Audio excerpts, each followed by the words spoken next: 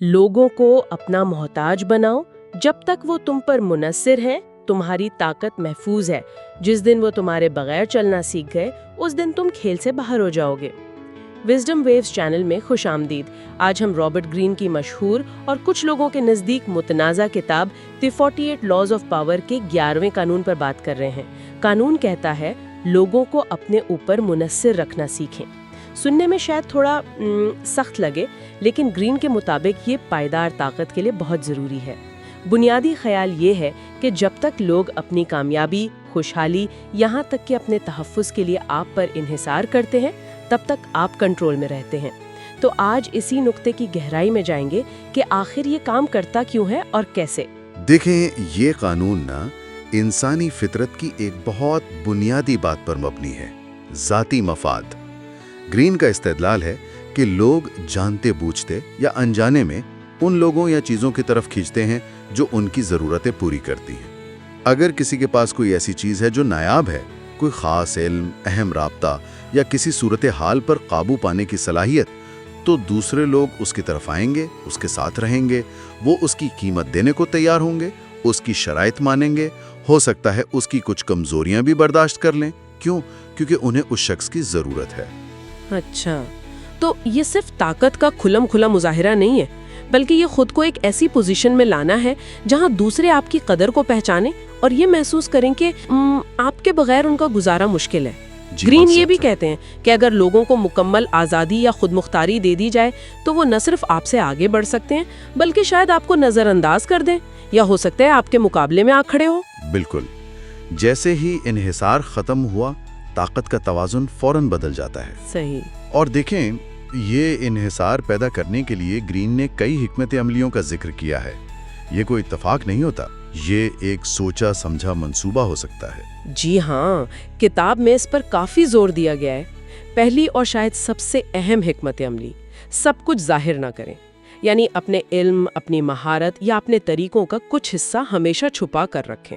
जी, ये सिर्फ मालूमात छुपाने की बात नहीं है, ये एक तजस्सुस और ज़रूरत का एहसास पैदा करने की बात है। जब लोगों को लगेगा कि आपके पास वो आखिरी कड़ी है या वो खुफिया जुज़्व है जो उनकी कामयाबी के लिए ज़रूरी है, तो उनकी तवज्जो आप पर रहेगी।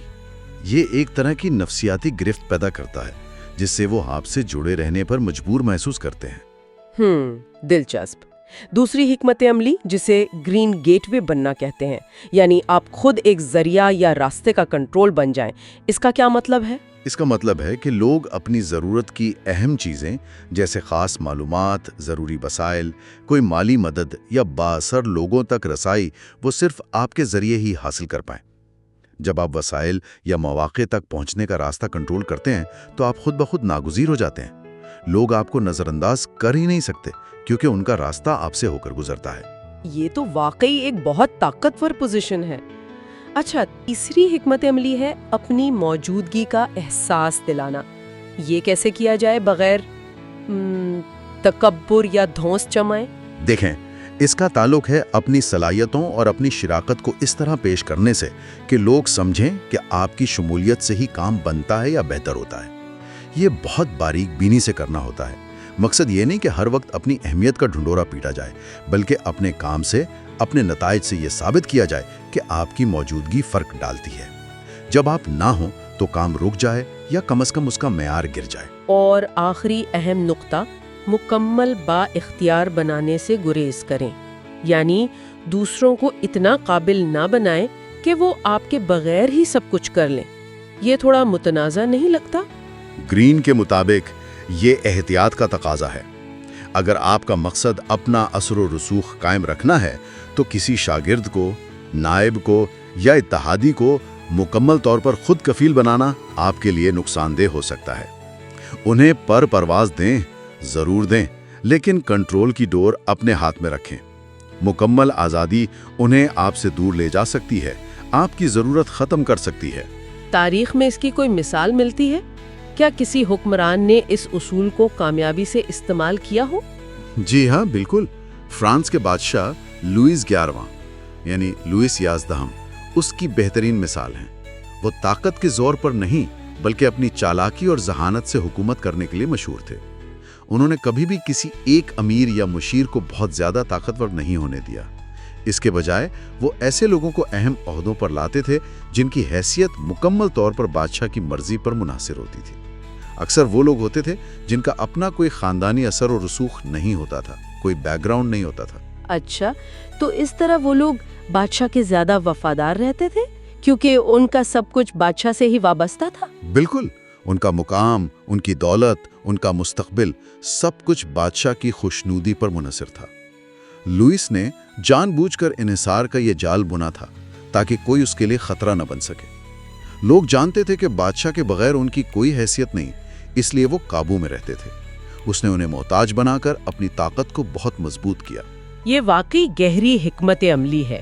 آج کی دنیا میں دفتروں میں، کاروبار میں یا حتیٰ کہ ذاتی تعلقات میں اس اصول کا اطلاق کیسے نظر آ سکتا ہے؟ دیکھیں، اصول تو وہی رہتے ہیں، صرف میدان بدل جاتا ہے۔ پیشہ ورانہ زندگی میں کوئی شخص اپنی خاص مہارت یا معلومات کو پوری طرح شیئر نہ کر کے خود کو ناگزیر بنا سکتا ہے۔ وہ ٹیم کا وہ رکن بن سکتا ہے جس کے بغیر پروجیکٹ آگے نہیں بڑھتا، یا جس کے پاس وہ کلائنٹ تعلقات ہیں جو کمپنی کے لیے بہت اہم ہیں۔ یعنی مقصد یہ ہے کہ آپ کی قدر واضح ہو لیکن آپ کی پوری صلاحیت یا سارے گر ایک ساتھ ظاہر نہ ہو۔ ایسا فرد بننا جس کی کمی محسوس ہو، مثلاً کوئی گرافک ڈیزائنر جو ہمیشہ ایک منفرد ٹچ دیتا ہو جسے کوئی اور نقل نہ کر سکے، یا وہ دوست جس کے مشورے کے بغیر کوئی بڑا فیصلہ نہ کیا جاتا ہو۔ یہ بغیر کسی تصادم کے اپنا اثر و رسوخ برقرار رکھنے کا ایک طریقہ ہو سکتا ہے نا؟ بالکل، اور آخر میں گرین کا یہ قانون ایک بنیادی سچائی کی طرف اشارہ کرتا ہے، چاہے وہ ہمیں پسند آئے یا نہ آئے۔ جس شخص کی ضرورت ہو اسے کبھی بھلایا نہیں جاتا، لیکن جو سب کچھ دے دیتا ہے وہ قابل ترک بن جاتا ہے۔ یعنی جب تک آپ کی ضرورت باقی ہے آپ کی اہمیت ہے۔ جس دن آپ کی ضرورت ختم ہو گئی یا آپ نے اپنی ساری قدر دوسروں کو منتقل کر دی، آپ کو آسانی سے ایک طرف کیا جا سکتا ہے۔ یہ واقعی سوچنے پر مجبور کرنے والی بات ہے کہ انحصار اور طاقت کا یہ کھیل کس طرح ہماری زندگیوں میں بعض اوقات غیر محسوس طریقوں سے چل رہا ہوتا ہے۔ آج کے لیے اتنا ہی۔ وزڈم ویوز کو سبسکرائب کریں، اور اگر یہ گفتگو پسند آئی تو لائک، کامنٹ اور شیئر ضرور کریں۔